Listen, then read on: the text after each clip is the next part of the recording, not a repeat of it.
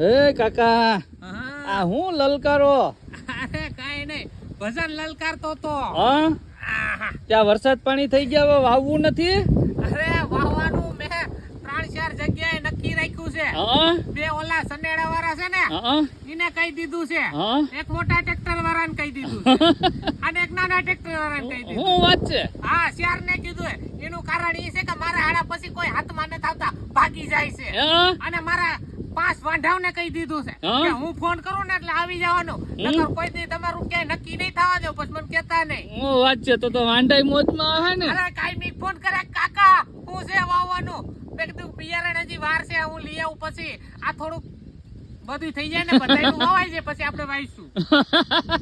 કાકા હા, 5માં એકાદો આવી જાય તો સારું હો, મારું એમ કહેવાનું છે. પછી આપણે ટાઈમે ઉગતા નથી તો ખબર છે ને.